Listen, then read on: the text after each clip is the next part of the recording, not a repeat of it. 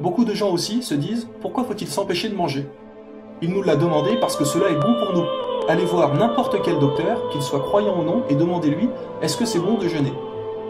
Tous vous répondront que c'est excellent pour la santé et que c'est un lavage d'estomac, cela repose le corps, etc.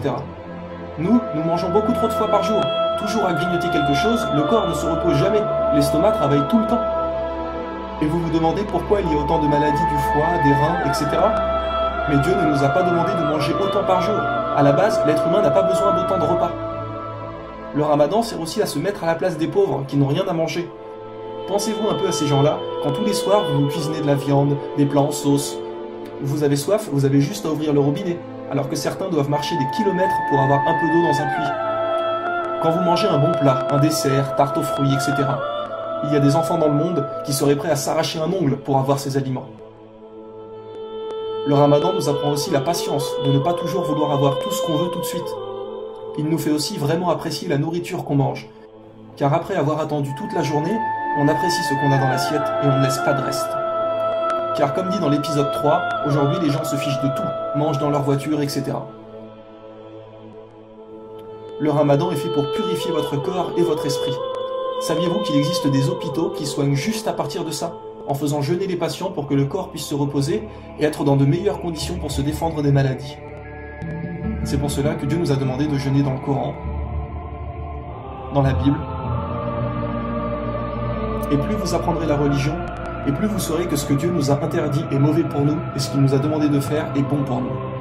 C'est lui qui nous a créés, il est le créateur des cieux et de la terre, ne sait-il pas ce qui est bon pour nous? Dieu est infiniment doux et parfaitement connaisseur. Mais malgré tout ça, les gens s'attachent quand même à cette vie sans se soucier de l'au-delà. Comme nous a dit Dieu dans le Coran, chapitre 87, verset 16, « Mais vous préférez plutôt la vie présente, alors que l'au-delà est meilleur et plus durable. » Sachez que la vie présente n'est que jeu, amusement, vaine parure, une course à l'orgueil entre vous et une rivalité dans l'acquisition des richesses. Et dans l'au-delà, il y a un dur châtiment pour les mécréants, et aussi un pardon et un agrément de la part de Dieu pour les croyants. Tout ce que nous faisons ici est éphémère, c'est toujours au passé. Je suis allé en vacances là-bas, j'ai fait ça il y a 2 ans, j'ai vu cette chose-là, etc. Tout est toujours provisoire et au passé. Tout ce qui vous a été donné est la jouissance éphémère de la vie d'ici-bas et sa parure, alors que ce qui est auprès d'Allah est meilleur et plus durable. Ne comprenez-vous donc pas? Croyez-vous que les gens riches sont ceux qui sont aimés par Dieu? Oh que non, les riches sont tout autant testés que les pauvres, voire plus. Car quand on est riche, on a tendance à être fier et oublier Dieu. On se dit, c'est moi qui ai gagné cet argent, hein? On commence à prendre la grosse tête, etc. On peut se payer plein de choses comme on a les moyens. Et finalement, notre esprit est occupé à toutes ces pratiques inutiles et aux achats du matériel.